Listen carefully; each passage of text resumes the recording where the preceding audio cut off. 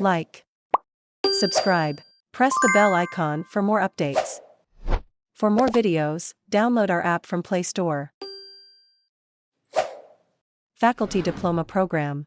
Welcome to second session of Cloud Computing and DevOps. Okay. Good morning all. This is Neha. On behalf of PHN Technology Private Limited, I welcome again to all the respected professors and teachers. Thank you for joining us today for the second session of Faculty Diploma Program. And we have some new joinees today. Unfortunately, some people missed the first session for DevOps. The reason behind it is that they registered late, like after the execution of FDP has started. But then no worries at all. We'll be providing you all the recordings of every session once FDP gets completed. Okay, as I already introduced you all about the company, but for the people who joined first time, I would give a short intro about the company. So I'm excited to be here today to introduce you about our company, that is PHN Technology Private Limited. We have started as a robotics company in 2013, but now we have evolved into a different fields in like software development, IT, as well as in business solution, digital marketing, Android development, web development, and in IoT development. So we believe that in today's business environment, knowledge is power, and it is definitely people should we should be able to adapt to change quickly. So our mission is to provide a technology-based learning platform to all the students in India and effective software products to our clients. We are committed to provide quality technical education to make education accessible to everyone and help our students and clients to achieve their goals in career. Also, I already introduced about the big platform and a program that PHN Technology Private Limited has launched for the students. That is known as PHN TechUA. The program is of advanced technology workshops. The program aims to provide free advanced technology workshops to students. I'm just introducing you all as you are a faculty. So this program will be providing the advanced technology workshop for students, and it is helping students to develop their skills. It will definitely be beneficial for them to develop their skills and knowledge in various fields. And in this program, we are providing workshops on advanced technologies like Android development, full stack development, 3D printing, data science, and machine learning with Python. Our experts for these workshops will be from the reputed companies like Google, Microsoft, and Amazon, and many more. The students of these workshops, the workshop will be conducted, the duration will be for 2 days, and the students will get the certification upon the completion of the program. We believe that our program will provide the student with opportunity to learn from expert in the industry and gain practical skills that will be definitely useful in their future career goals. So many of you know about this program also. I'll share the link in chat box again for students workshop program. I'll request you all to circulate it amongst the students.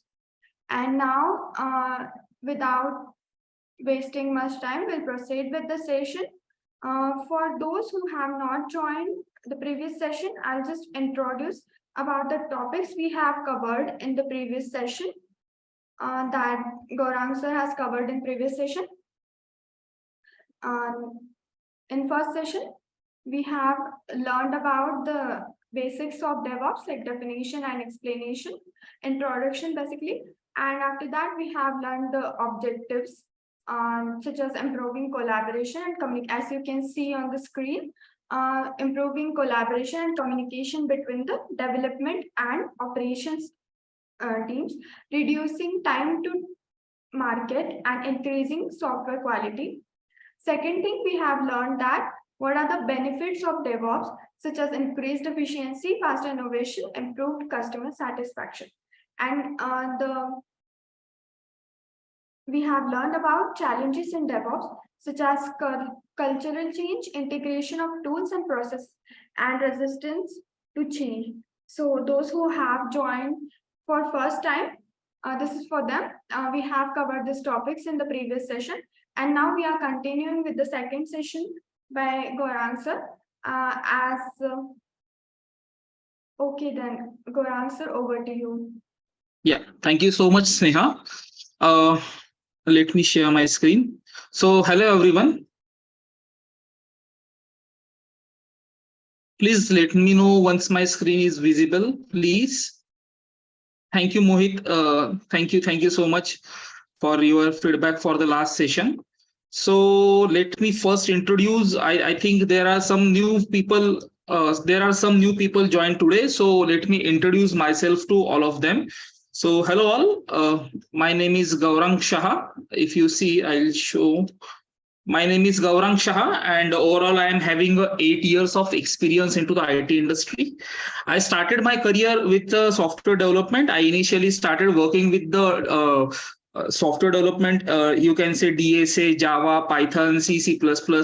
I started my career with these tools, these technologies, and programming languages. Initially, I started working with Atos. I worked with Atos almost for 4 years.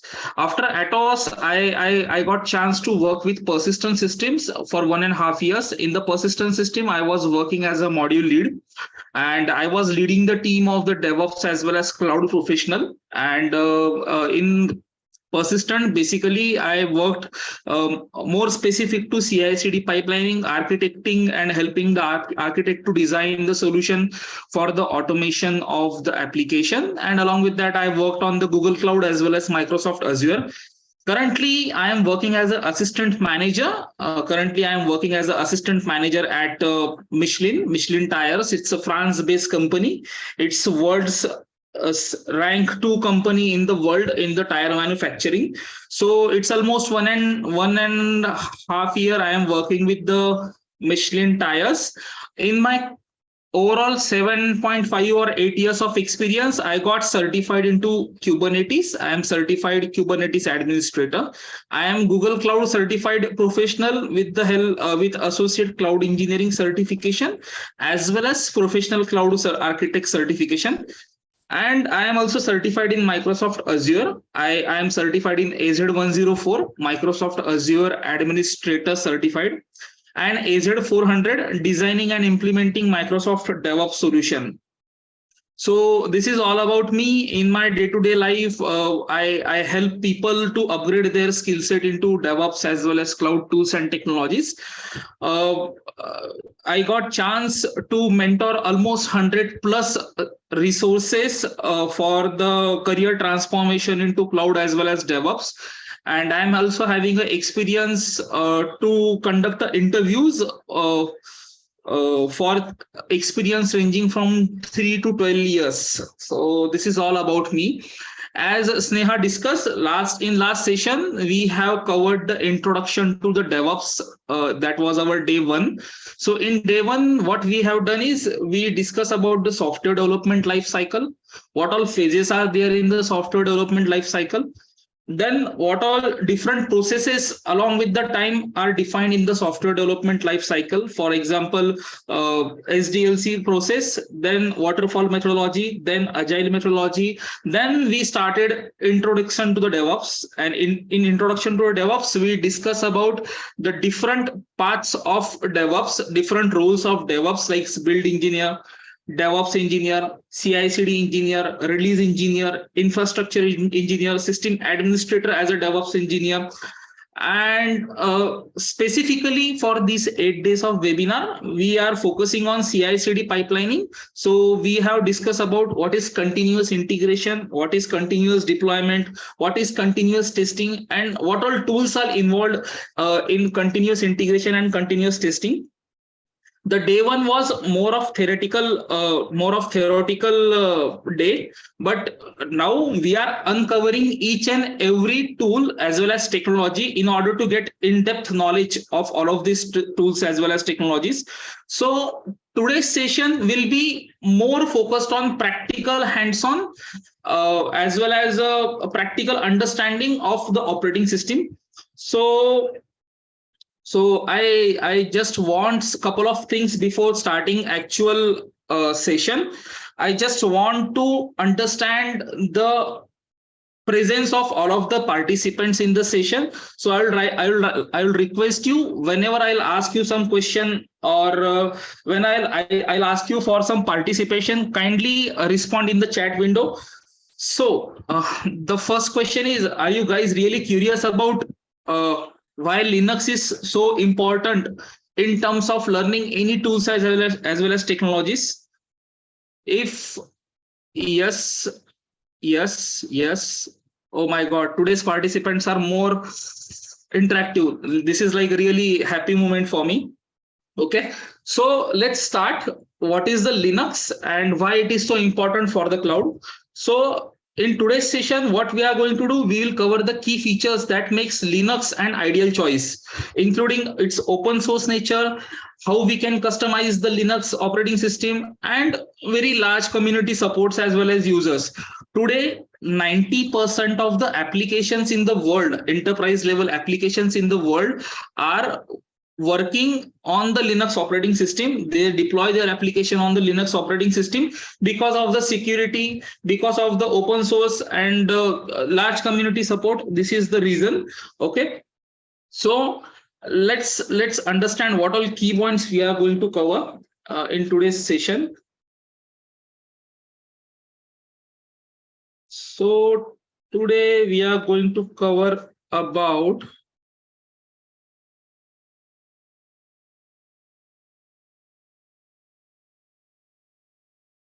So let's understand what all things today we are going to cover about. What is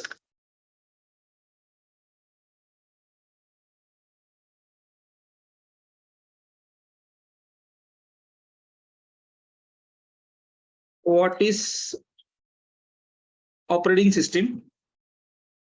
What is Linux? What all components are there?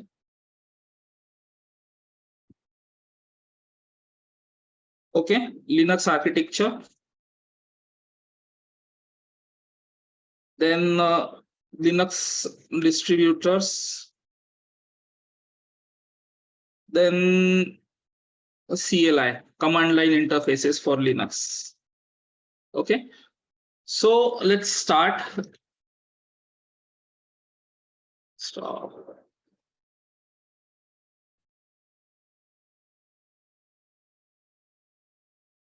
So how many of you knows what is the meaning of operating system? Can anyone help me out in the chat window? So I'll understand at what level I need to teach you guys. Does anyone know what is operating system and how operating system works? Hello, am I audible? Right, Shivraj ji? Acts as an interface between user and system. Yes, Jahangir, can you please give me the definition? Interface between user and system, more elaborative. I want you guys to be more elaborative. Okay, interface between system and user. So what is the meaning of system? Manage the computer's memory and process as well as all of this. Okay, where we can run all our application, allocate resources to users. Right. I really liked it when people are interactive. An operating system is a system software that manage computer hardware and computer resources. So I see many of you people are aware of operating system, but still let me explain you what is operating system. And okay, so the first question is that we are having our laptop right now. So our laptop is having hardware, CPU, memory, storage, as well as input output devices. Okay, and we are having applications such as, you can say, Chrome, VS Code, Jenkins, Docker, Notepad++, VLC media player, or any other application. So is it possible that hardware can directly communicate with the software? Yes or no? Yes or no? Is it possible that hardware can directly communicate with software? No, no, no. Right. It is not possible. So what is the reason behind that it is not possible? Can anyone knows the what is the reason behind that it is not possible to communicate?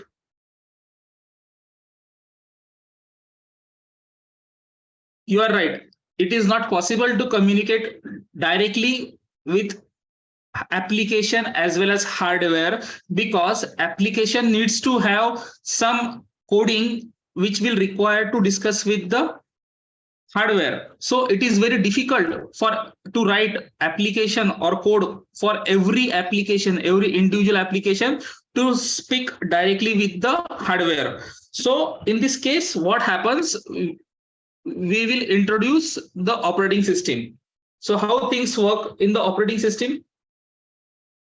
How things work in the operating system? For example, if I double click on Chrome, with the help of IO devices. So basically IO devices means keyboard, mouse, as well as monitor. Okay. When I double click on Chrome, the operating system will understand that user asked input to the Chrome. It will start the Chrome by allocating some memory, and it will ask CPU to, it will allocate some RAM as well as memory to start the Chrome. Okay. Once Chrome is started, and we open, let's say 10, 20, 30, 40 tabs. So it will save some memory as a cache in the storage. So operating system is interface between user as well as the applications. Okay. So this is the way the operating system works. Okay. So in operating system, does anyone knows what is the features of the operating system? What all features are there in the operating system? So the first feature is, all of you guys knows that in the operating system, we are having a task manager. This is the example of Windows I am giving. Okay. Just a minute. If you see guys here,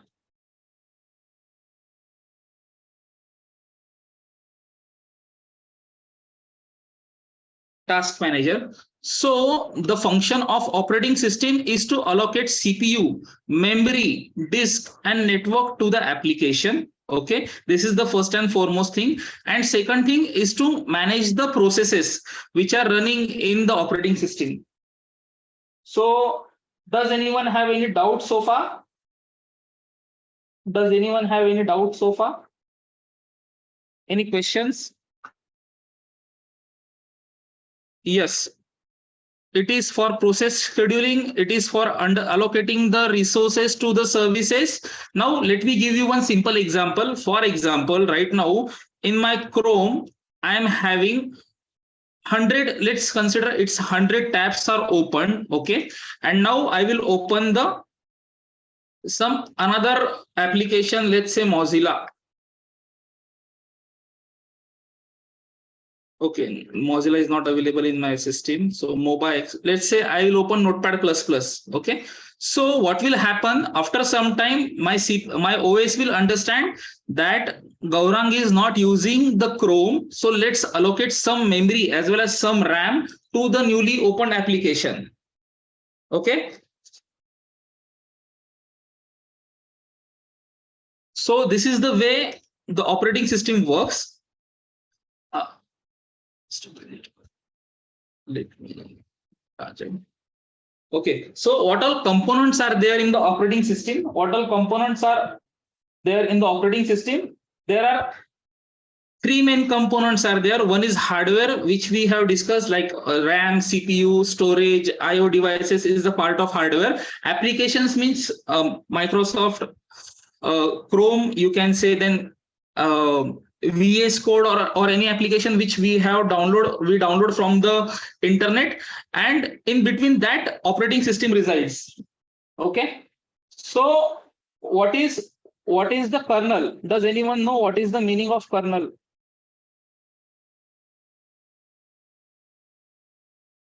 What is the meaning of kernel? The kernel is core part of operating system. In between applications and hardware, the operating system sits. The heart of operating system is kernel. it allocates the time memory to the program to handle the communication, the response in the system calls. Okay. Now, what is the operating system? What all types of operating systems are available?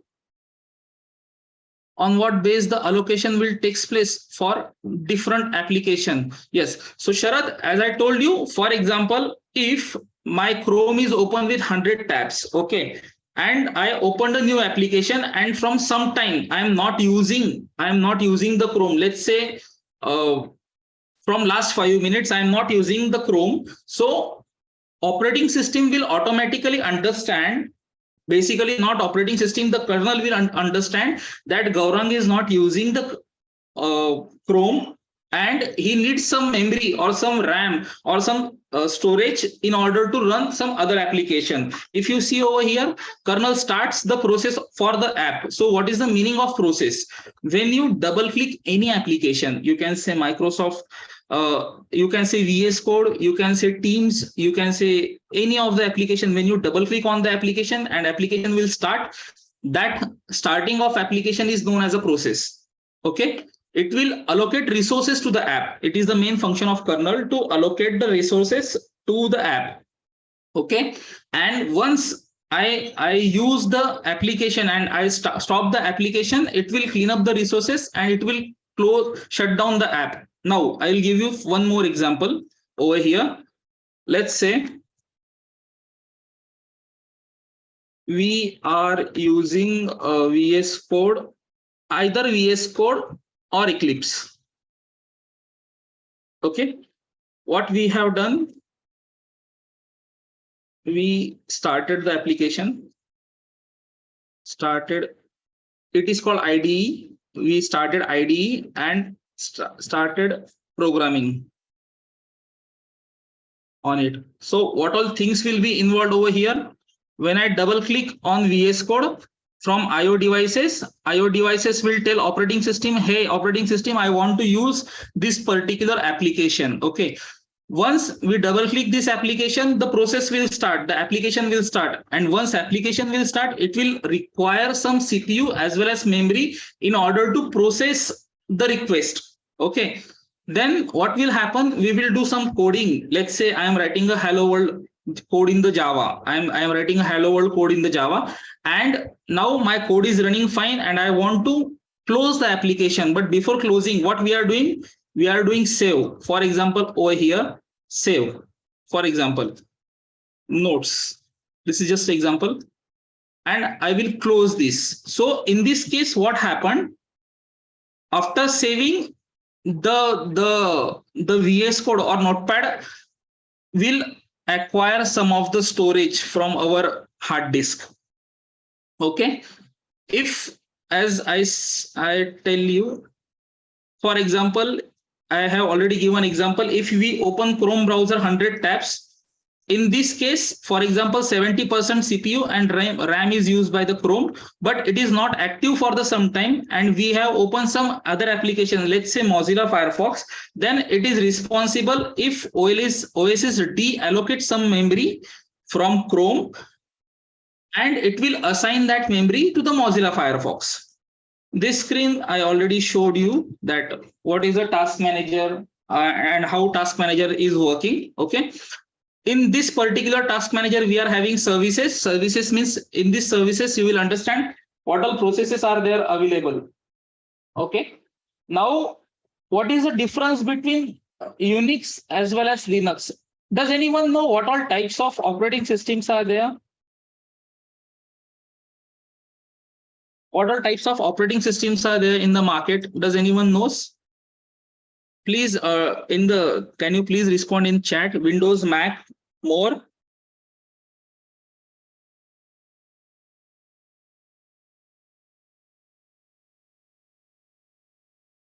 Android, right? So this is all the types of the operating systems. Okay. So now today our focus is more of on Linux. Our focus is more of on Linux. So can you please tell me what all operating systems are Linux based? What all operating systems are Linux based? Ubuntu, RHEL, Debian, Android, Kali Linux. These all are the examples of Linux-based operating systems. Okay, so now let's understand why we required Linux in DevOps. This is not only for DevOps. You will require a good understanding or good knowledge of Linux in complete software engineering career. If someone is having 0 years of experience to someone is having 25 or 30 years of experience, he need to have the knowledge of Linux operating system, because it is used everywhere. In terms of, if you are a software developer, you will require Linux. If you are a DevOps engineer, you will require Linux. If you are a cloud engineer, you will require Linux. If you are a data scientist or machine learning or AI engineer, you will require Linux. If you are a software tester, you will require Linux. So irrespective of technology you are working in, you will be required Linux. Okay, now specifically why in DevOps we require Linux? For the very first part is system administration, for working with servers, installation and configuration of any tools. For example, in our session, today's session, I will show you how we are running the Java, how we are installing the Java application, and how we are configuring the Java application. So Java tool, you can say JDK, how we are doing that. Then setting up the application like Java, Ansible, Docker, Kubernetes, or any of the application setting up or configuration, we will be required Linux. As well as for automation of tasks, for automating the manual or repetitive task, shell scripting is required. In order to understand the shell scripting, you need to have very good understanding or very good hands-on practice for Linux. So before going ahead, I would like to request all of you guys, like this session, our session will be for 8 days. I will be delivering you the good content as per my experience and knowledge for next 8 days. So I'll request you guys, some of the prerequisite you need to have with you: AWS account. Okay, so you can create and launch the EC2 machines, Linux or RHEL or Ubuntu based machines. Okay, GitHub. So along with me, you guys also practice. So that's what I expect from you guys. Okay, so does anyone know what is the difference between Unix as well as Linux? Does anyone know what is the difference between Unix and Linux?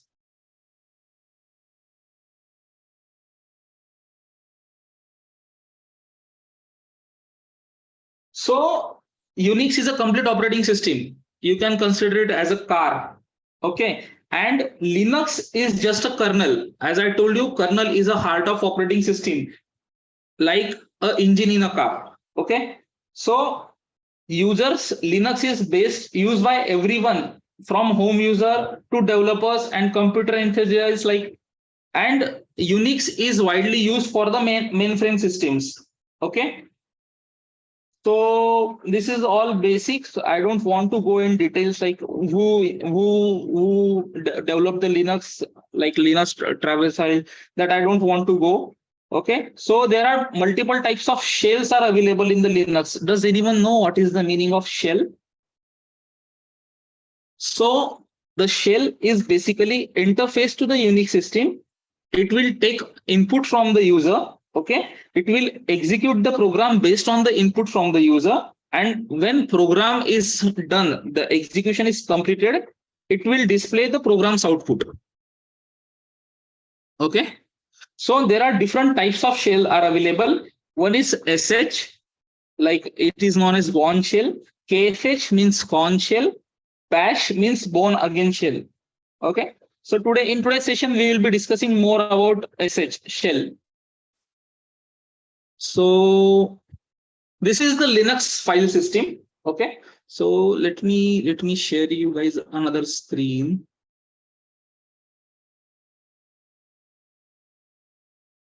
So this is the notes which I made for all of you guys. Please let me know it's visible or not to you. Is it visible? Yes, sir, it is visible. Yes. Thank you. Thank you for confirmation. So if you see over here, in Linux file system, we are having one root folder. In every Linux file system, there is only one root folder. And inside root folder, we are having some subfolders like home, bin, sbin, user, lib, etc, opt, var, temp, boot, and dev. Okay, so uh, every every folder is having their own specialties. Okay, so let's understand one by one. What is the bin? Bin consists of essential binaries. For example, if you run ls, listing of the folders or files in the directory, that ls, the backend code of ls will come from bin. So all of these commands which we are running in our Linux operating system came from bin. Okay, so boot, when we start any operating system or when we start any machine, it may be Windows or Linux or iOS, any machine, at the startup of machine, the machine get booted. So in that boot, all the boot related files are available, static files for bootloader. Okay, then etc, in etc folder, we are having all the uh, extended tools. What all tools we are using, like profile tool, mtap tool, mtools tool, all of these tools are available in etc. In opt folder, all the configuration files or add-on packages are stored in opt folder. Okay, then we are also having dev folder. In dev folder, when we connect external devices, for example, in your laptop, when you connect the external hard drive or pen drive or mouse or external keyboard, that particular port is dev in terms of Linux operating system. Okay, then we are having home. We are having home. In home folder, we are having the users directories. For example, let's say on my machine, on this particular Windows machine, me, my brother, and my sister are using the same laptop, but we are having our different accounts. Okay, so my account will be open with only my user ID. So I will be aware of my password. So similar way in Linux as well, we can have multiple users to log in into the system and to use the system. So all that users will come under home folder. Okay, then we are having lib folder. In lib folder, we are having all the libraries are available in the lib folder. Okay, and bin and sbin folder is having all the binaries. Okay, so does anyone have any questions in this slide?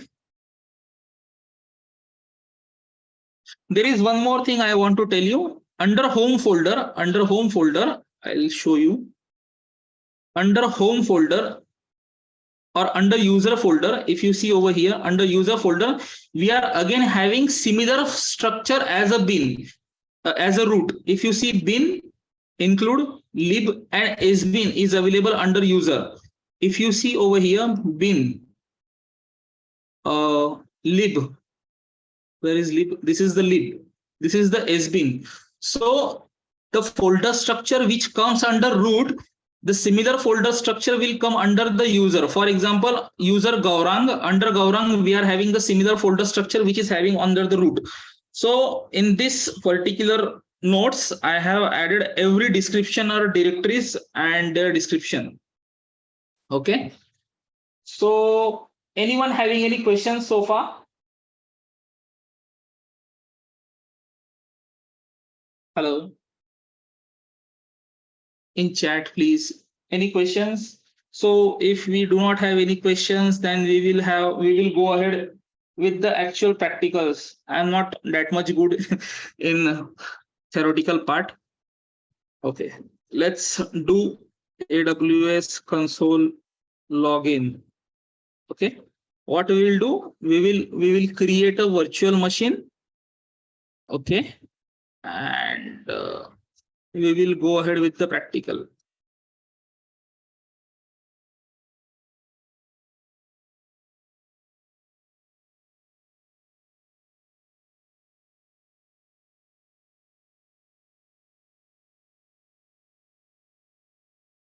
Okay, I'm not facing anything. Let's create a single EC2 machine. Okay, in this EC2 machine, what we'll do, we'll launch an instance.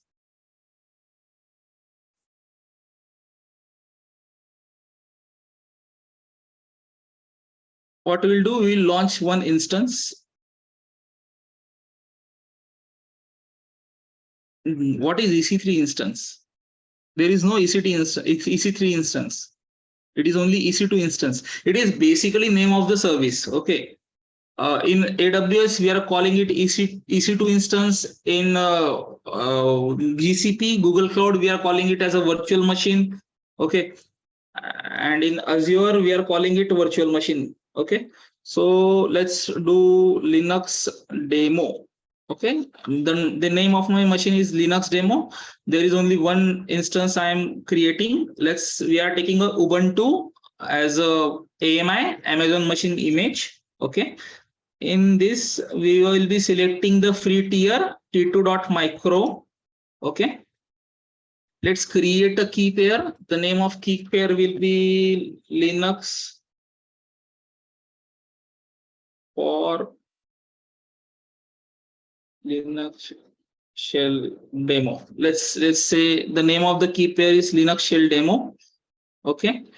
I'll be saving it on Linux with Gary. Okay. So this is we are going to take the default networking and we will be allowing HTTPS and HTTP traffic. Okay. And we will be launching the instance.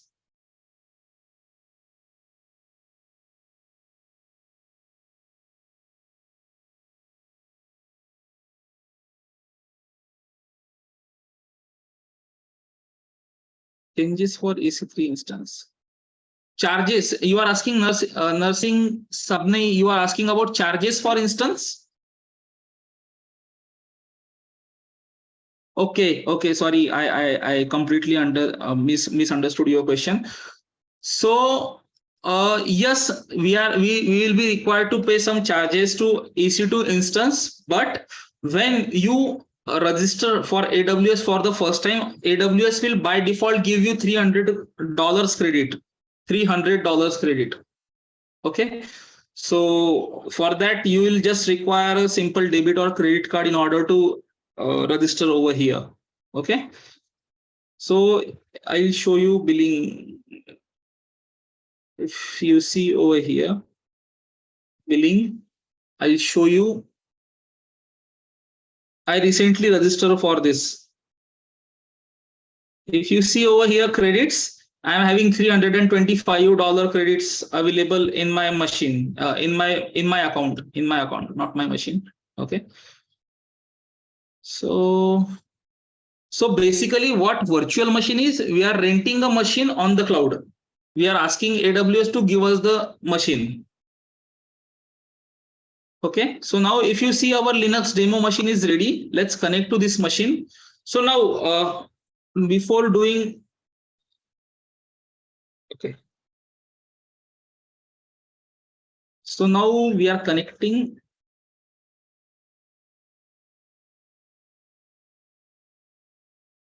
No, Jahangir, I will give you one link. On that link, you need to provide that you are working on some POC. Obviously, your POC needs to be justificable, means it needs to be justified. Like Jahangir will say, I am working on deploying some XYZ application as a POC, and I am deploying backend as well as front end of that application. Let's say you can say Zomato. If you are having the source code of Zomato, okay, Zomato like application, so you can ask them to provide me the credits for this. I'll show you, but I don't know. 300. 200. If you see over here, I am not startup. I didn't register as a startup. If you see over here, congratulations, 300 AWS credit have been approved. This is like recently, 1st of February. Right. So I asked AWS that I am working on some POC, proof of concept, and I require some credit in order to deploy the application. Okay. Understood, Jahangir? Please confirm. Okay. Thank you. So our VM is ready. Let's do one thing before this. Now we will go one by one.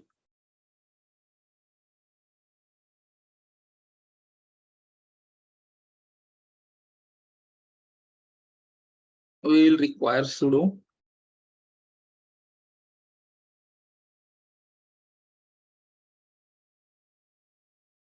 So the first command is we are updating our system. All the libraries which are not available after creation of my virtual machine, that libraries or dependencies are getting downloaded. If you see over here, guys. Okay, so these all are the dependencies which I am downloading from the artifactory or repository of the Ubuntu. If you see over here, what I am doing, I am getting this particular libraries or binaries from ubuntu.com, archive.ubuntu.com, you can say. Okay, so now let's understand. I just want to understand a couple of things, guys. Do you guys knows the basics in this particular Linux, or I go from the basics only, like from ls, cd, etc? From that point, I'll teach you guys, or you suggest me. If you want to learn the advanced concept directly, I will be okay with that. Okay, more participation, please, guys.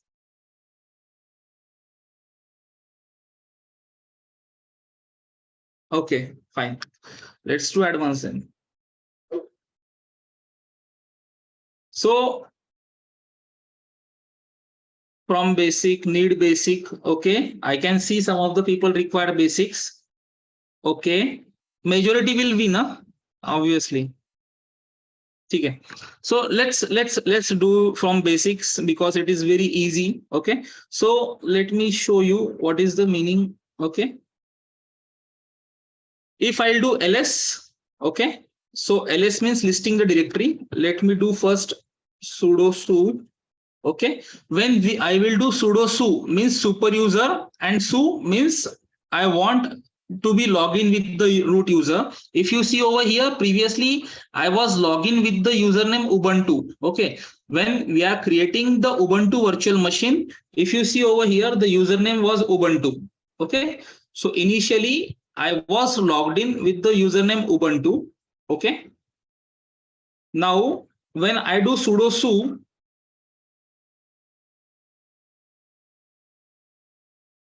in this case, when I do sudo su, in this case, I logged in with the root user.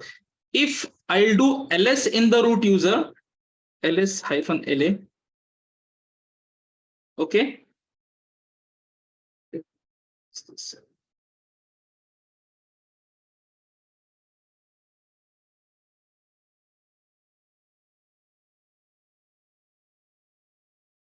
Okay, so when I'll do ls-la, in that case, we will see the listing of directory. If you see only ls, there is nothing. And when we do ls-la,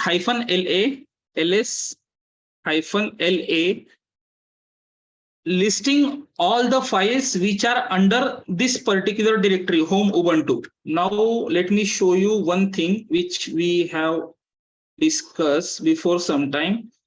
I showed you that this particular slide, the directory structure, Linux file system. Okay, so let's understand what all folders are there in Linux file system. If I will do ls under root, if you see under root, we are having this particular set of directories: bin, dev, boot, etc, home, lib32, lib64, libx32. Now what I will do, ls-la. So it will list all the directories with the dot extensions as well. The meaning of dot extension means the hidden files, hidden directories. Okay, now let's do cd /user. So cd means changing the directory. I want to go inside this particular user directory. So what I will do, I will do cd and user. Okay, and when I will do ls-la in user, you will see, as I told you, under user we are having the same directory structure over here. If you see, bin include lib32, lib64, libexec, libx32, sbin, share, src. Okay, so what is the meaning of, yes Mohit, I'll be providing you the notes at the end of the session. after looking at the participation of all the participants, and I'll be happy to give you guys the notes only if you guys will connect with me over the LinkedIn and you will provide me your valuable feedback. So this will be helpful for me. Okay, fine. So what is the meaning of LS? LS means list directory. Okay, CD means change directory. Okay, now let's go to here. What is the meaning of touch? Why we are using touch? Anyone knows? Anyone knows? Now let's say I want to jump from root user. I want to jump from root user to Ubuntu user. In that case, we are using su Ubuntu, su and username. So su Ubuntu, it will show Ubuntu. If you see over here, let me try to increase the font size. Okay. If you see here, right now I am into the Ubuntu user. If I will do ls-la. Okay. Now let's go to CD. Now let me explain you what is the meaning of mkdir. Mkdir Linux demo. The mkdir means I want to create a directory with the name of Linux demo.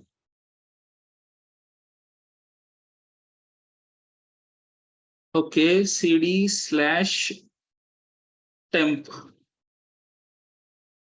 Now let's create the directory mk. So can anyone knows why this command failed? Mkdir cannot create the directory with the name Linux demo, permission denied. Does anyone knows?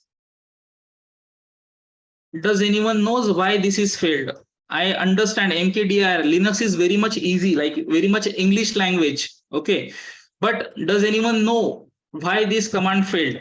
So guys, understand, to learn Linux commands or to learn shell scripting, it is very much easy. But the most important and critical skill for DevOps or cloud engineer is to troubleshoot the issue. Why this thing failed? In this session itself, no, Sharat, no. Yes, so what permission will be required, Jahangir? No, Sapna, Ubuntu user is having permission. If you see here, I have created mkdir Linux demo ls-la. Okay. If you see over here, Linux demo. The reason was, I'll show you CD. Okay. I am under user directory, user Ubuntu. If you see over here, all the files are with the user root. All the files are created with the user root. If I will do sudo mkdir Linux demo 1, in that case, it will create the folder. Okay. So what I have done, I have visited to TMP and I have created the directory in the TMP. If you see over here, ls-la, sorry.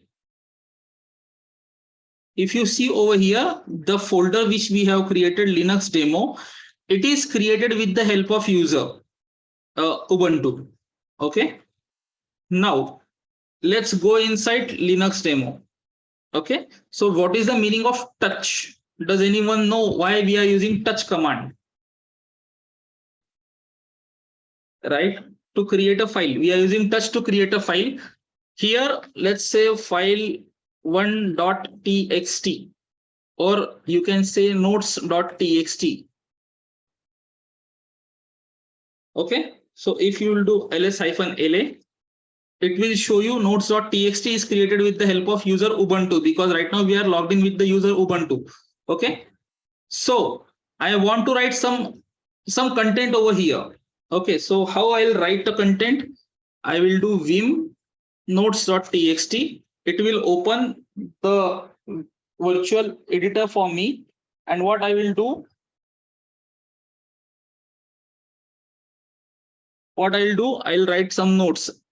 I'll do insert. I'll click insert button. insert. If you see over here, insert is came into the picture. Okay. CD means change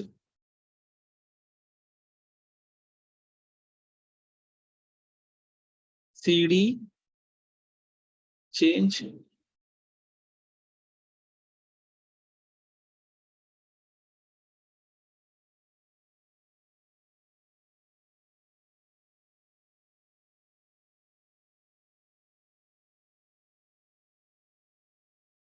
something is fishy over here. Okay. Okay, I have written some content over here. Let me just Google and let me just, let's say I have added this particular line.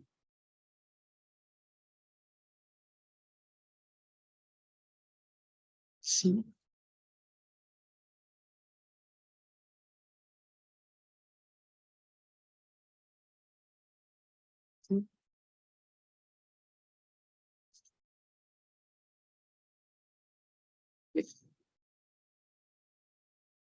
Okay, so I have added some notes over here in with the help of VI. Okay, so why we are using touch, echo or cat or vim or any other editor can help inserting content. Better to use nano, which is very easy to compare to vim.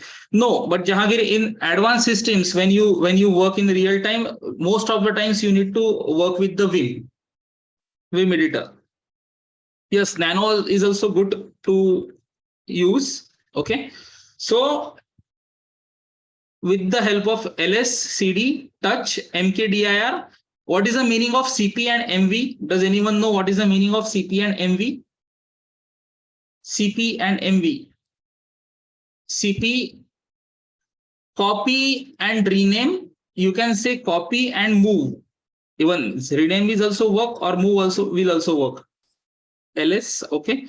Let's say I want to do copy notes.txt to opt notes1.txt. Okay.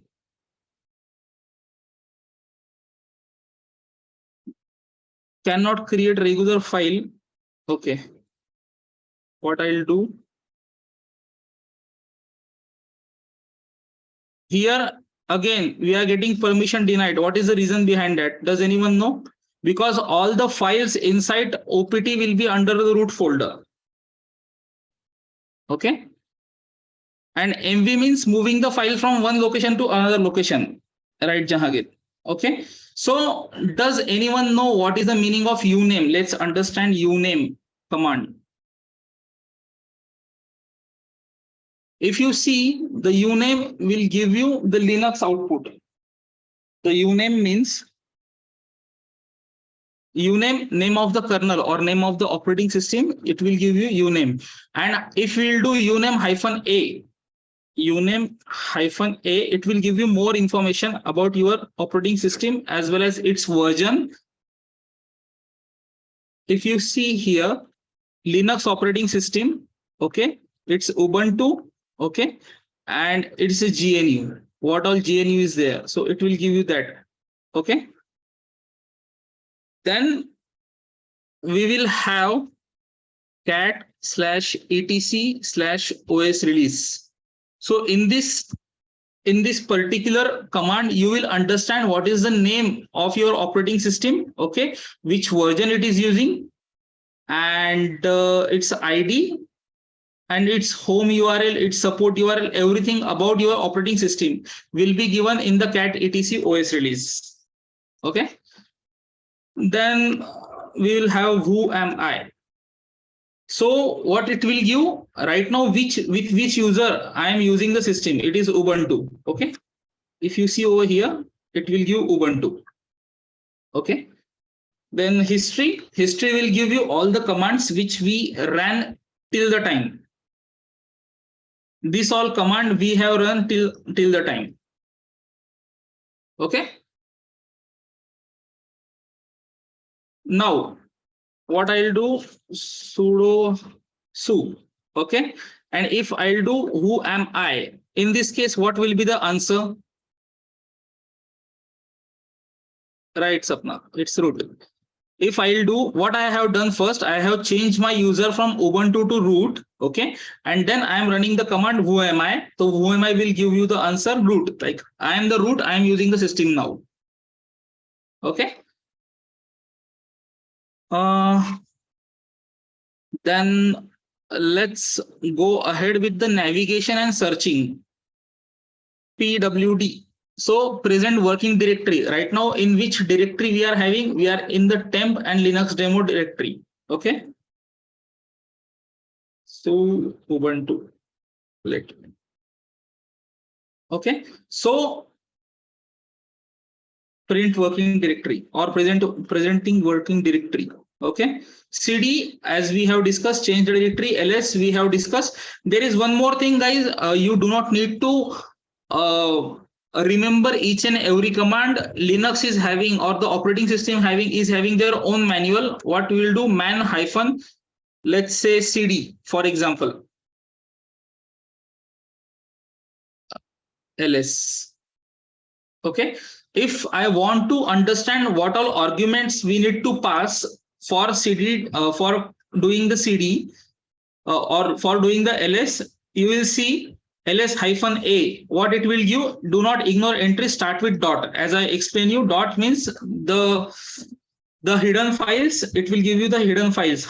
Capital A means do not list implied dot and double dot file. Okay. So this all description, or this all shortcuts or parameters which we are going to club with ls are given in the manual. So for any command, for example, I want to quit, I'll use Q. Okay. For example, I want to understand chmod command. So what I'll do, manual, and name of the command chmod. So what is the meaning of chmod? Change file mode bits. How to change the file mode, we will be seeing in the next couple of minutes.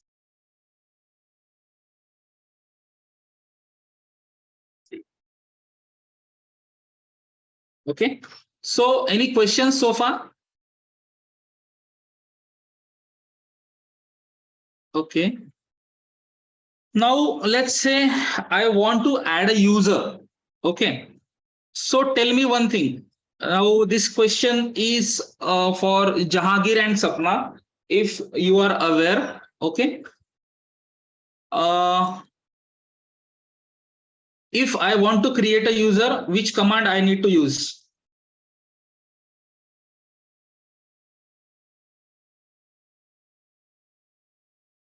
Only add user? Jahangir? Okay. Only user add user? Let's do. Chalo. Let's see over here. I'll show you user add. Okay.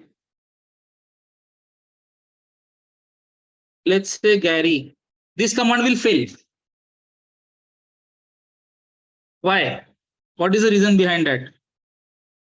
Yes. So Jahangir, why we use sudo? This is my question. Like this is the interview question, you can say. Why we are using sudo user add and name of the user? What is the reason behind that? This is the interview question, basically. Oh, it's okay.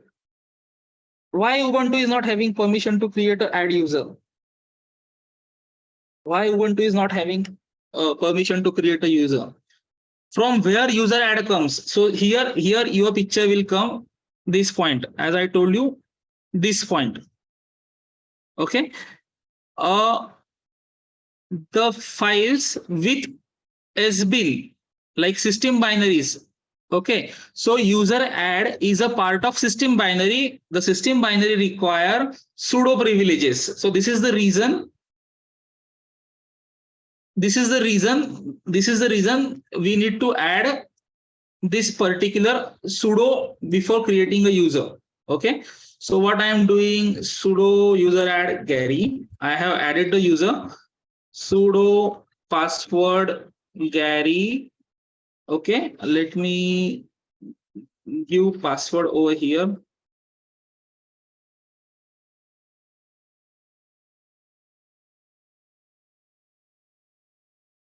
Okay, password do not match.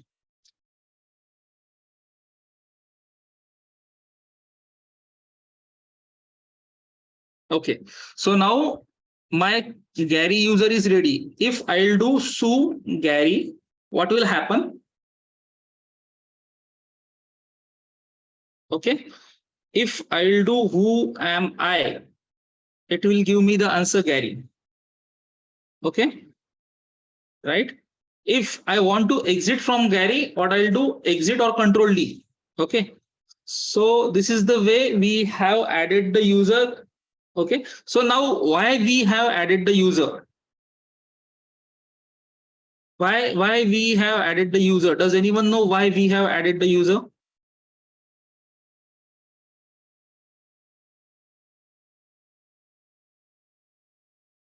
Any answers, guys? Why we have added users? Why we are adding the users? So data abstraction. Okay, I think I feel that we need to give the participation of the users as well. Like I have unmuted all of you. Okay, like you guys can unmute yourself and you can speak. Can please someone raise the hand and give me the justification, like why we require users or why we require the user management uh, in in any of the operating system? Anyone? At least yes, no. Anyone wants to answer? Sure, okay. I'll give you answer if no one is an issue. So let's say no, not to create VM. Okay, why we require users and groups? Okay, let's say Gaurang is manager of project. Okay, under me I am having 20 people. Let's say, okay, 10 people are Java developers, 3 people are DBA, 2 people are front-end engineers, like let's say testers. कितना हुआ 10 3 13 15 and 5 people are DevOps.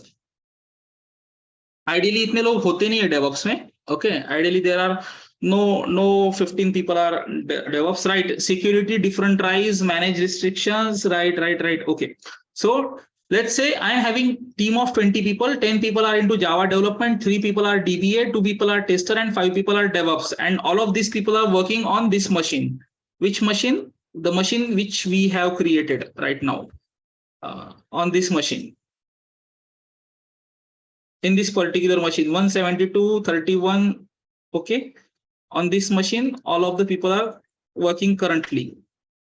Okay, so in order to have a data abstraction, this is the one of the reason ki, for example, every individual is having their own task and they all are working on the same machine. The data abstraction is one reason. Second reason is developers will be added in dev group, and dev group will have some restrictions for security purpose,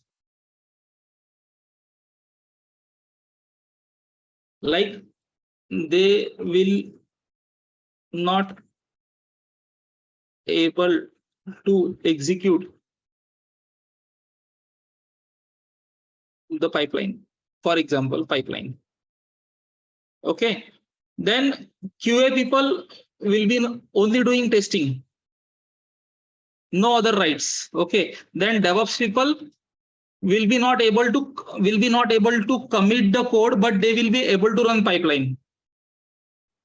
So all the DevOps people, like 5 DevOps people will come under this group, developers will come under dev group, and testers will come under QA group. So you guys understand why we are creating users, why we are creating the groups. So the reason for this session is to understand why we are doing these things. Okay, so I explained you how we are creating the users. Okay, now I want to delete the user. So to deleting user, we are using user del. We are using user del command. If you see over here, user del, I need to do sudo user del, and I want to delete Gary user. Okay, if I'll do su Gary, then it will give me error that user Gary does not exist, or the user entry does not contain all the required fields because we have deleted the user Gary. Okay, so now similarly for group management, we are having groups add option. If I want to create a group with the name dev, okay, group add dev, and name of the group dev. Okay, so similar group del is used to delete the group. Okay, so this is the way we are doing the user as well as group management. Okay, so does anyone knows? Now let's move ahead. Siri. Okay, now let's move ahead with the file permission. Does anyone knows when we create the file, at that time what is the rights the file is having?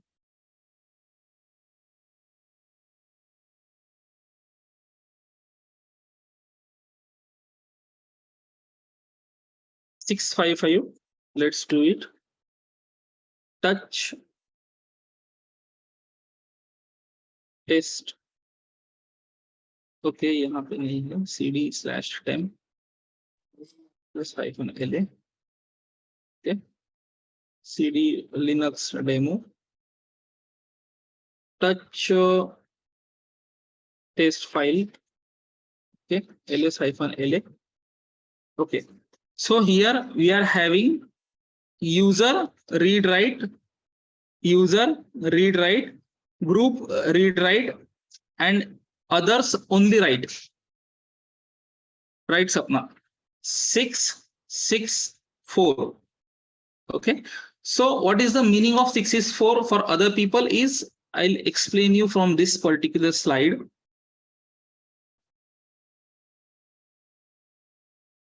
Okay, so if you see guys over here, ls-l, when we do ls-l, it will give us the directory structure with all the permission. If I'll do only ls, it will only give me the name of the files.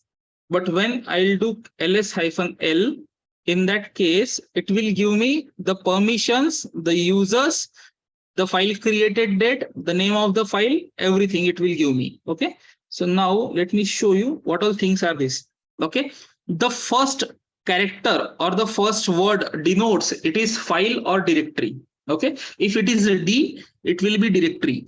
Then second part, the 3 RWX, the next 3, the first 3 is for user permission. The first 3 words are for user permission. The next 3 words are for the group permission.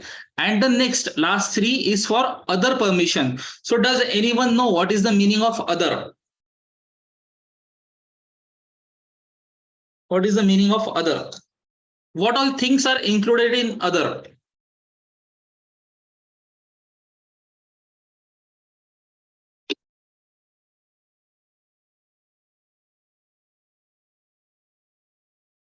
Anyone? What all things are included in other? Sometimes other groups, users beside the current user or group, right, Jahangir? So can you give me example of other groups or users beside the other owner? Anyone who is not in the group or the owner? Yes, can you guys give me example more specific? Let's understand if it is your interview. So in that case, many of the times while working into a DevOps environment, we are creating a Jenkins user or Docker user. Okay, so in this case, we are other will come under this type of users, or you can say service accounts will come under this users part. Okay. So now there are multiple things. If I want to, okay, let me explain over here. This is hard links and soft links. How many number of hard links are available and soft links are available? Who is the user? If you see over here, who is the user of this particular file? Who, in which group this user is of this particular file? It is given. If you see username or the owner name, group name, it is group name, size of the file, date, time or last modified of the time file, and the file name. So this is the structure. So permissions, user, group, other. Okay. Number of hard links, username, which user the file is created with, which user, which group file is created with. Okay. What is the size of file, when it is created or when it is last modified, or name of the file. Okay, Jahangir, hard links means I'll show you with very simple or layman terms. Okay, I'll show you. Escape. Let's consider I am having this particular application, or I am having this particular file called Adi. This is a single file. Okay, so it is a hard link. Okay, what I'll do a shortcut of this particular file, and I'll copy this file to some other location. For example, what I'll do, shortcuts.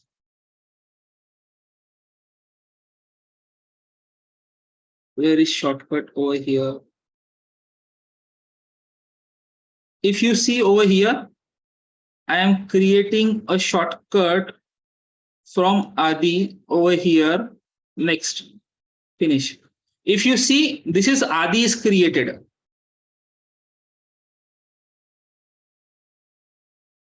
What is new? Jahangir, can you please speak so I can understand your question? The difference between soft link as well as hard link I explained you, and number of hard links means how many number of times that file is available in the system. Like if I copy this particular Adi, same Adi I copy from here, Control C. For example, I copy from Control C to here, Control C V. Okay, so there are two files with the same name Adi are available, but on different location. Okay, so this is known as hard link. But if I'll do the shortcut of Adi, I have created shortcut of Adi. Yes, the shortcut create is a soft link. Yes. If I double click on Adi, it will automatically refer to the original file, and it will open the original file. So this is a soft link. Yes, Jahangir, please tell me. Yes, sir. Hi. So like in case of this Linux or Ubuntu, I got that, like, but we see the values, it's only 1 or 2. So if we are saying like the file is in like 2 places or more than 1 places, it would be like showing that result. Then it would like show sometimes 3, but it's only If 1. you see over here, there are 3 files as well. If you see here, 3 hard links. See? Okay. Right? Oh, That's what I told you. If you copy file on 10 different location. Okay. okay. So meaning of RWX, I hope you guys understand what is the R, what is W, what is X, read, write, execute. Okay.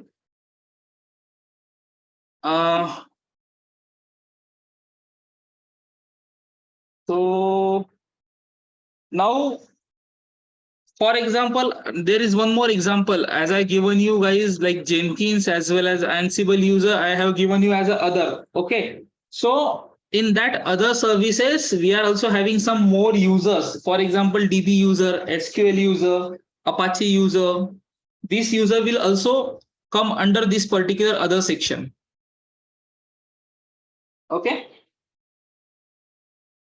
So now I want to understand, I want to print the home directory. So does anyone know, or I want to understand, I want to see which shell we are using. So how I will understand this?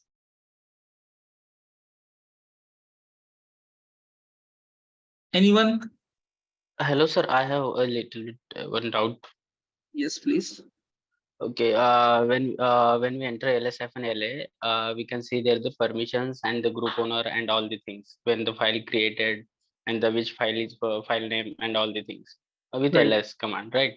Right. So how can we identify which one is owner and the which one is group? There are two both same now. See.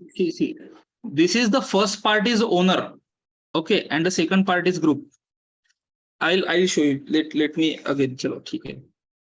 See, let me add user, sudo user add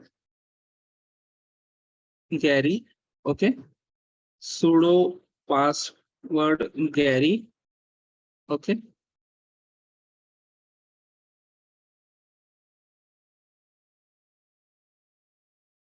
Okay, now what I have done, I have added one more user called Gary over here. Now I want to change the user of nodes.txt from Ubuntu to Gary. So how I'll change this? What I'll do change owner. Okay, if I change owner, username Gary, then I'll want the group name will be the same Ubuntu, and I want to change notes.txt.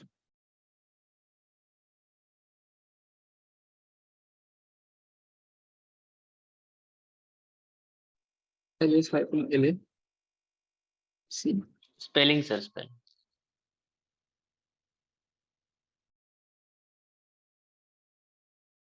Okay, nodes.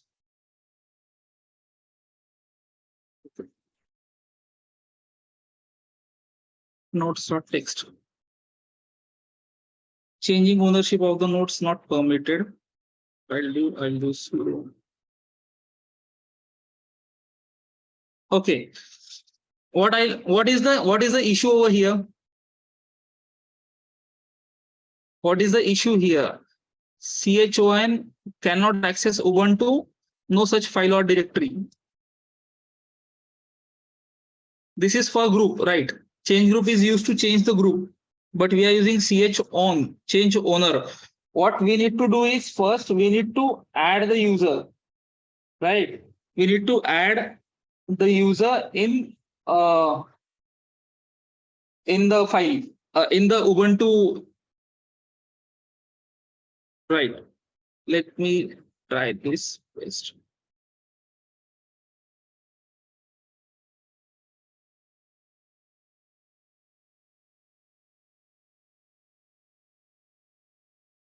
What is the reason behind this is we do not have sudo. Okay, if I'll do ls-la, the user is changed over here. Now, if I change the owner, like if I want to change the permission, I'll use chmod. Okay, for example, I want to provide chmod. For example, 456 notes.txt sudo.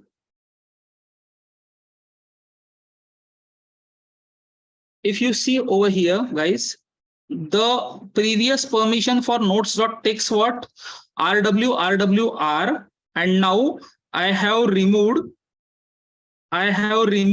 write permission from notes.txt. I have removed here write, and I have provided other permissions 456. If I want to provide the complete permissions to the notes.txt, then I will use C 777, right, Sapna? I'll use 777 notes.txt.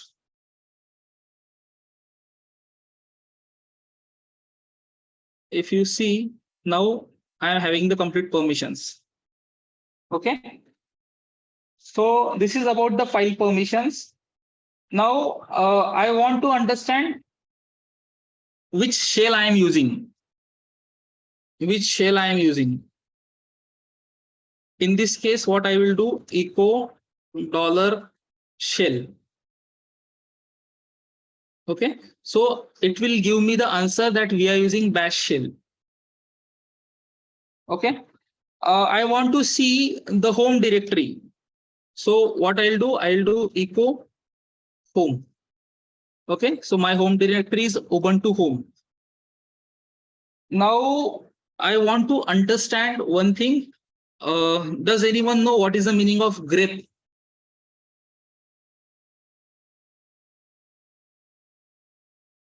Grep is used to filter, right?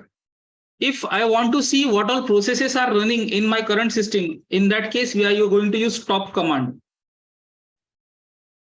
This is the real time running with which PID user. Okay, what is the time and when the command is ran? This all things will come over here. Okay.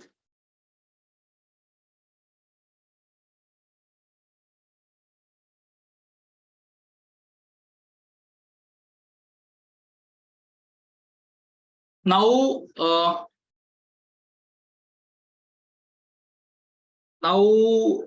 which all commands we need to check more? Let me see. Okay, so let's say I want to install a Java package manager. Okay, so top is one command where we are checking the real time processing of the system. Then also we are having PS. It will show you which all commands are running with which PID. Okay, PID means process ID. Okay, PID means process ID. Then PS-EF. Does anyone know what is the meaning of pipe? What is the meaning of pipe? If I want to, okay, to run exe file, we need to just do /.sh. Yes, we are using pipe to send the command of first result. If I have done PS-EF, I want to pass the output of this particular command to the next command. Like I want to only grep bash command, let's say bash. Okay, so in this case, which all commands are running, which all users are using or PID are using the bash. For that, we are filtered with the grep command.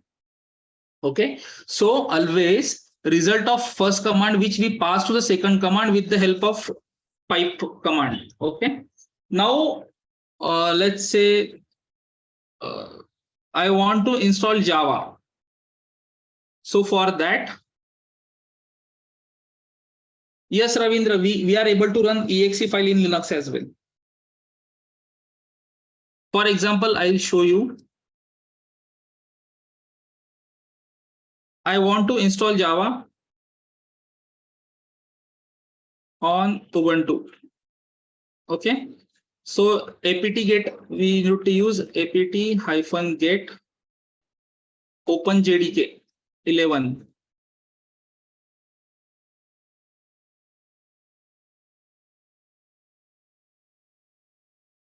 OpenJDK.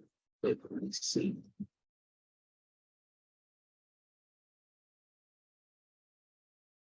What we will do is we will install Java from here.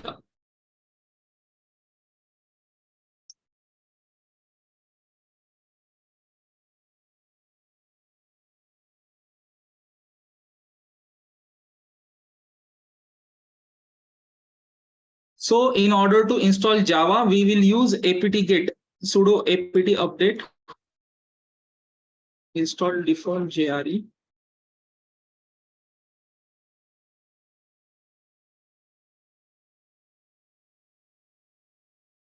Install OpenJDK. Okay.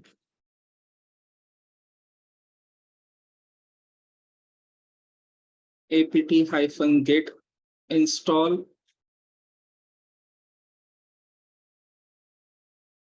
I think I need to explain version as well. OpenJDK 11.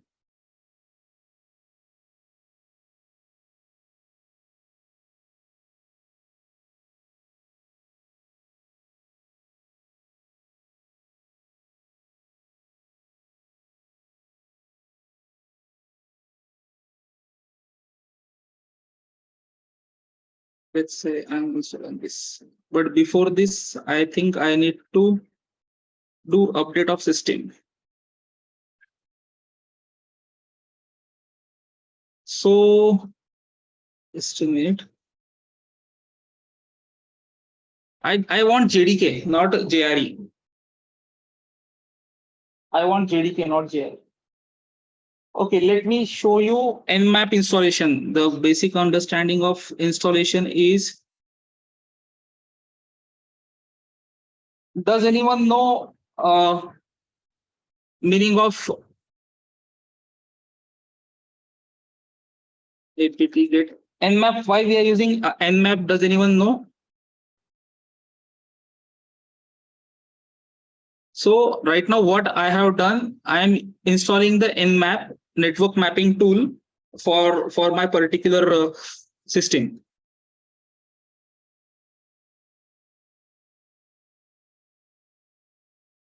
So it is installed now.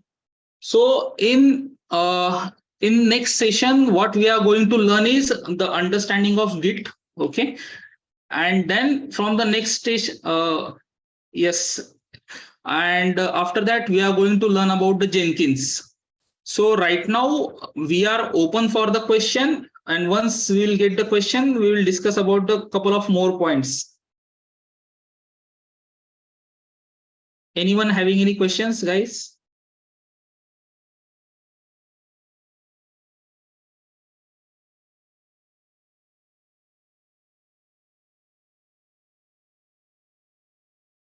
Okay. Yes.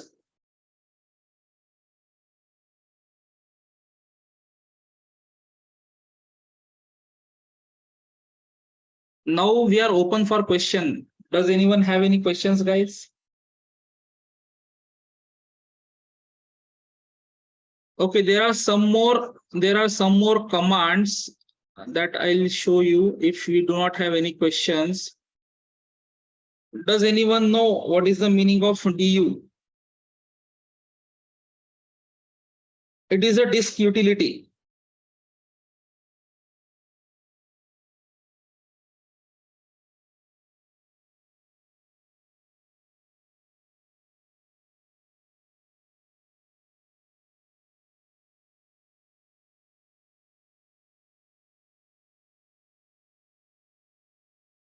Any questions, guys?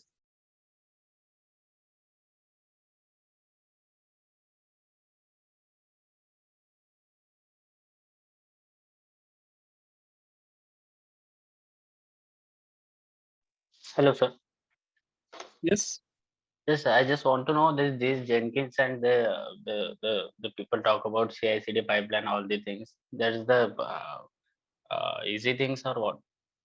It is very much easy, but the most important thing is you need to have the understanding, like some of the prerequisites you need to have. For example, the Linux shell scripting, then Git. So if you know these things, it's very easy. We already have done one seminar recently, like 2 or 3 weeks ago, where I show the demonstration of deployment of one application, how CI/CD pipeline will work. So from installation to the deployment of applications, it's already done once a time. I think couple of people were already yes, I think see Jahangir was also present in that session.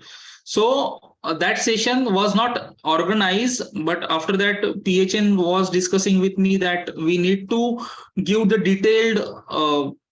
detailed sessions for each and every tool. That's why we are starting from the scratch right now. So, sir, do you have that recording regarding the deployment?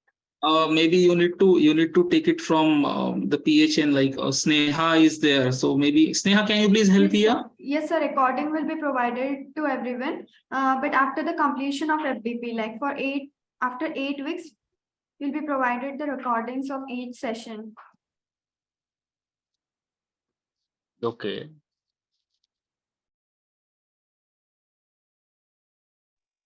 So you're taking all the things every day. Yes, every Saturday 10 to 12 p.m. Okay, okay. Or okay. So this is the agenda. Let me show you the agenda. Where is that agenda?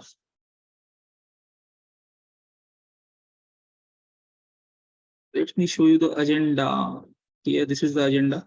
Okay, so the first day was introduction to DevOps. That was completely like theoretical. Why DevOps come into the picture? What all things we need to learn in DevOps? What all tools and technologies are available in DevOps? Then today's session was operating system basics. Okay, so we have learned some of the CLI commands. Okay, then installing software. What command we are using? apt get install, like that. Okay, then working with Vim editor. Okay, Linux accounts and group users and permissions we have done. Now let's see. I show you the real time scenarios or problem statement which can be solved with the help of the shell scripting. For example, does anyone knows that why we are using shell scripting mostly? So let me explain you one scenario. Okay, there are number of scenarios, or there are number of different ways we are using the shell scripting real time scenarios. Okay, so first scenario is system administration. So let's say you guys are working with me in my company. And as a system administrator, we are managing 100 servers. Okay, so in first case, I want to install Java, Maven, and SonarQube. Let's say Java and Maven on 10 machines. Out of 100 machines, I want to install this particular set of softwares on 10 machines. So what you will do? You will not perform this task. You will not going to log in 10 machines manually, and each and every time you are not going to run the same commands every time. Okay, so in that case, what you will do? You will write a shell script, and you will run that shell script on all the 10 machines. Okay, so this is the one way. But now, like nowadays, Ansible, Chef, Puppet, these all advanced tools are available, but I am giving you only the example. Okay, second thing, what happened on my machine, on my server, the disk space is full. In simple terms, if you are using an Android phone and your memory is completely full, then what will happen? What happens? Or if your system, current laptop, is having a lot of junk files, and you do not have any memory or RAM, in that case, what you do, you guys, what you can do? Please, in the chat, answers in the chat.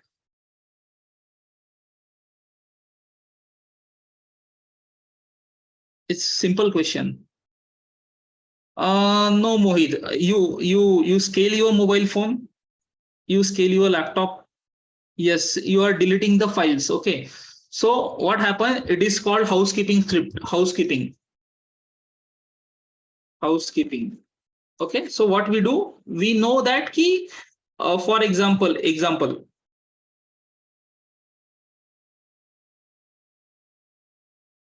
But Ravindran, this is in the case of virtual machine. I asked the question about your mobile phone or about your personal laptop. Okay, so for your personal laptop, you need to buy a hard disk, or you need to increase the RAM. Instead of that, what you will do?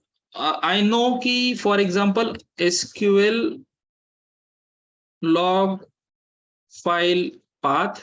What I will do, for example, this is just an example. My SQL log files path is this /home/tools/SQL/logs. Okay. The second path is app path file, app file path. Okay.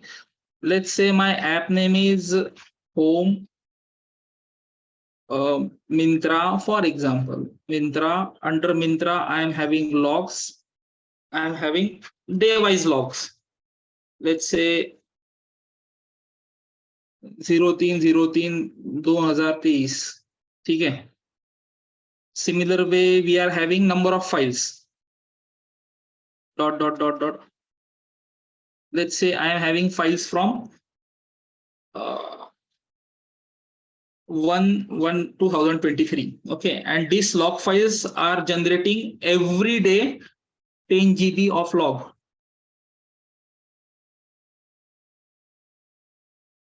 ठीक है.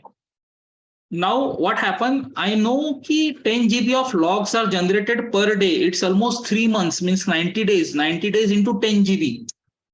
Okay, it's almost 9,000 GB or 900 GB of disk space is occupied with the logs of my application. And SQL is also generating a very heavy logs. So what I will do, I will write a script like that, find the log files which are older than X number of days. Let's say 10. I just want to keep 10 last 10 days of files in my system, and I want to remove all other files. Okay, so I will write a shell script. In that shell script, what I'll do, I'll pass the path like this, and after path I am going to use multiple commands like find. Okay, and after find I will pipe this find with rm-rf in order to remove the file or remove the folder, whatever it may be. Okay, so this is the way we are going to manage the system. Okay, the third example is if I want to keep track of my laptop, my system, my virtual machine uptime.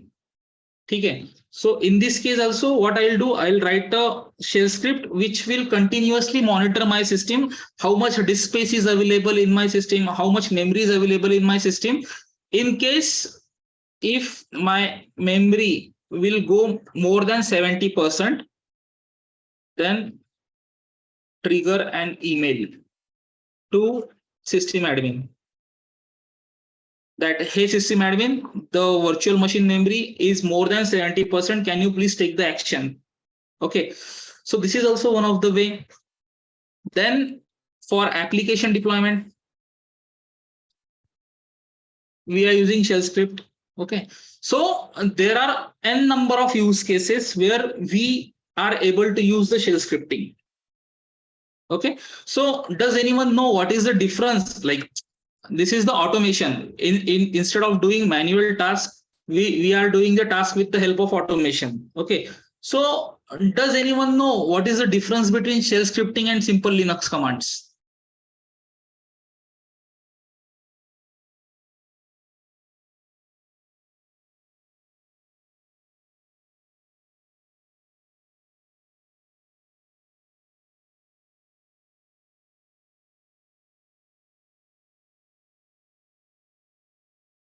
Am I audible, guys? Yes, sir. Yes. Multiple commands can be run at once if runs shell script. Yes, Sapna, yes. There is one more point, that in shell script you can write the loops as you write in the Java programming or C++ programming. Okay, you can write a conditional statements in the shell scripting. Okay, right. So this is the one of the biggest advantage of shell scripting.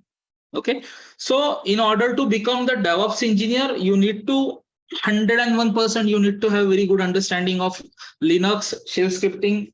Okay, so there is one more question that may, okay, if I want to get the CPU information, like what is my CPU capacity, then how we can get it?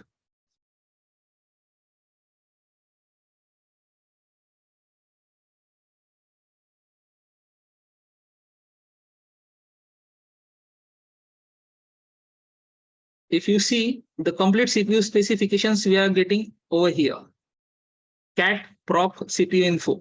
Okay. So this is the one of the command. And if I want memory info, what I'll do, I'll just do mem info. Okay. Now, what is the use of grep? If I want this particular detail.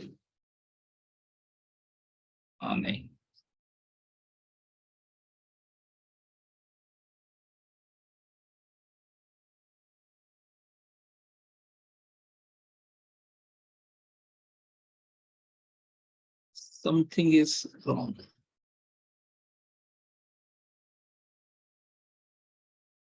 Yes, wrong. Then there is one more way. With the help of top as well, we can understand which processes are taking the memory. Okay. If I want to stop any running process, or if I want to kill any running process, then how we are doing this? We are doing this with the help of kill command. Okay. Now I want to ping from one server to another. Okay. There is one more point I want to discuss over here. Let's do it. CMD. Okay. Okay. If I want to connect this particular instance with my command line. Okay. So for that, we are going to use SSH-I command. SSH means secure shell. Okay. Yes. See guys, this is permission denied. Public key.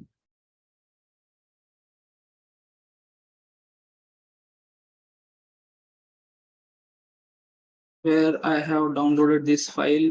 Let's put the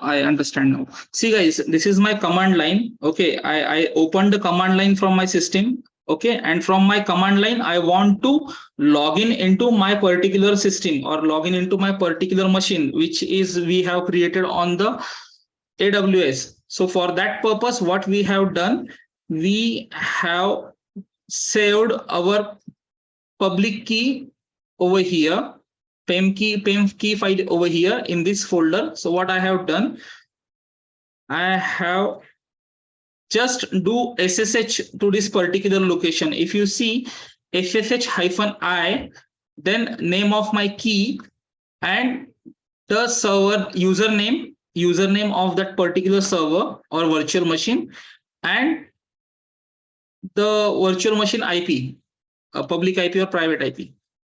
It is given over here. If you'll see, this is the format. Okay. So this is the way you can connect with the help of SSH. Okay, so SSH is used for secure shell, securely logging into from one system to another system.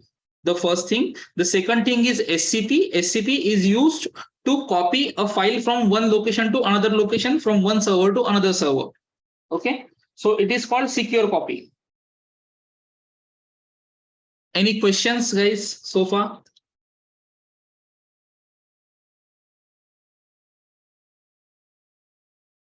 Okay, the process of login SSH you want, Ravindran? Hello, Ravindranath sir, do you want the process of SSH? Okay, so to SSH from one system to another system, SSH means secured shell login. Okay, I want to log in into this particular set of machine from my local machine or from any other virtual machine. In that case, I am going to use the command SSH-I. Okay, then I will pass the name of the file. Okay, the PEM file which we have created at the time of creation of this virtual machine, and the username and address of this particular machine, of this particular virtual machine. So what I have done from command line, if you see over here, I have saved. That's what I'm telling you. This is the secure shell, secure login. I don't want to use the terminal from AWS, and I want to use my command line terminal, and I want to log in into my system, log in into my virtual machine. So what I am doing, I visited to the location where I have kept this PEM file. If you see over here, I have saved the PEM file over here, linux_shelldemo.pem. Okay, then once this is done, I will do secured shell -i. I will pass the PEM file, username, and the IP address or the host name of this particular machine. Okay, so AWS will understand that Gaurang is already having the secured key with him, so I can give him access to the virtual machine. If you see over here, Ubuntu @172.31.89.183, we are logged in into the system. If you see here, the system details, EC2 instances. See, 172.31.89.183. See, 172.31.89.183. Ravindranath sir, the key is when we created the EC2 instance, when we have created the EC2 instance, we created the key at the time of the EC2 instance creation.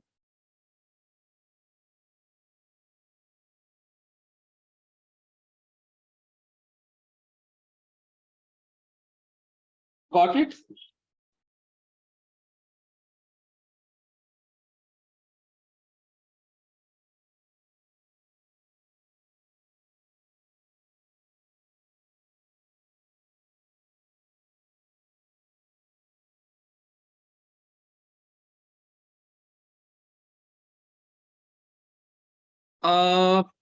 I think we are good.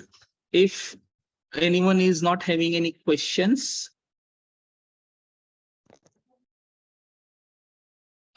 maybe what I will do is I will create some of the basic self-scripting demos, and I'll share that demos with you. But before that, I'll like to connect with all of you guys. So if you want this particular version of copy, many of the people are already connected with me. For SSH users, the system login should be online. Thank you, Dhara ma'am. Ravindranath sir, can you please speak, because I'm sorry, I'm not getting your question.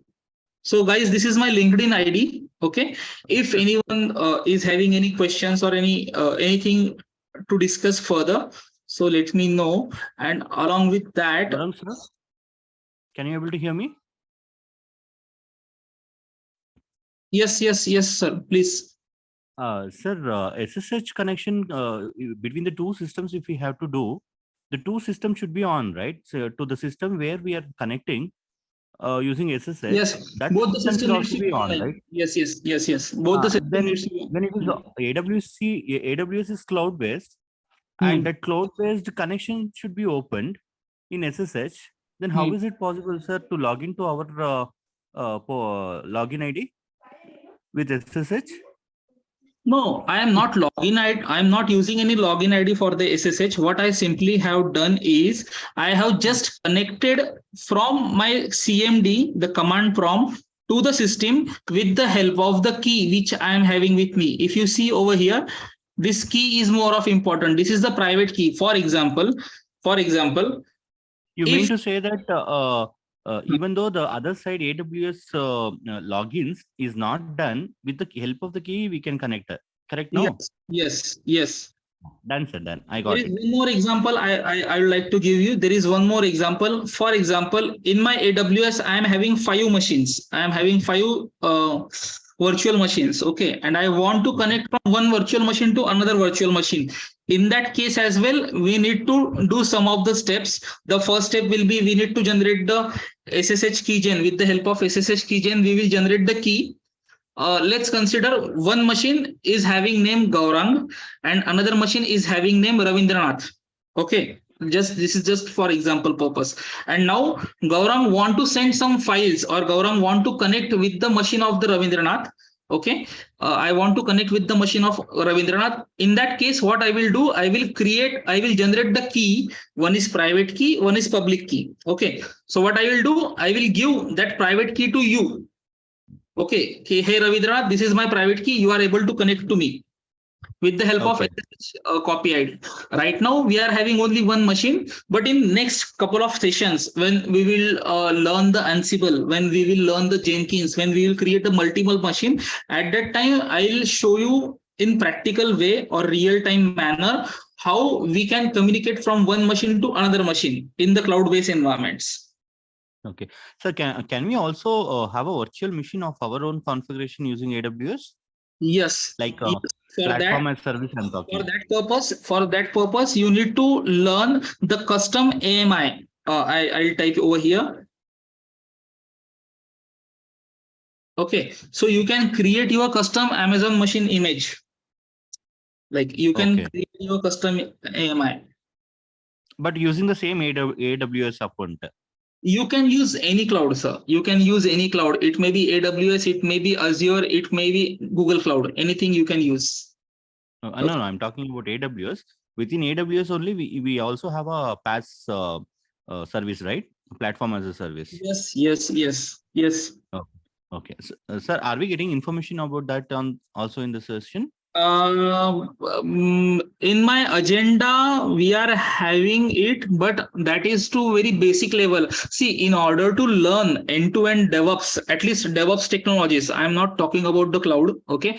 In order to learn DevOps, you need to have at least 60 to 70 hours of practical sessions with me. Correct. Or with any of trainer. Okay. Or in order to learn cloud, again in cloud we are having different structures. Like for example, I am expert in Azure, not that much expert in AWS, but right now I am having AWS credentials, that's why I am using AWS. Okay, so in Azure, if you want to learn fundamentals, for that you will have AZ900 certification. If you want to learn administrative level, you need to learn AZ104 certification.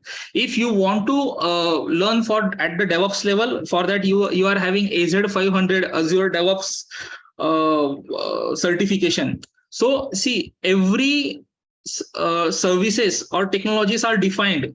Okay, so there are hundreds or thousands of services are available in the cloud, but for your purpose, like for one individual purpose, what he wants to become or what he wants to learn, everything depends on that perspective. Yeah. So over to you, Sneha, if anyone is having no questions. Okay, sir.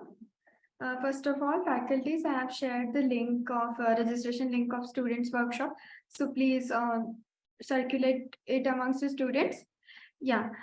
So on behalf of PHN Technology, I would like to extend my heartfelt thanks and appreciation to everyone who joined the second session of faculty development program, faculty diploma program on DevOps. We also express our sincere gratitude to our esteemed trainer, Mr. Gaurang Shah sir, who shared their expertise and experience and helped us to deepen our understanding of the latest trends and best practices in DevOps. Lastly, I would again like to thank all the participants who took the time to attend this program and actively engaged in these discussions also.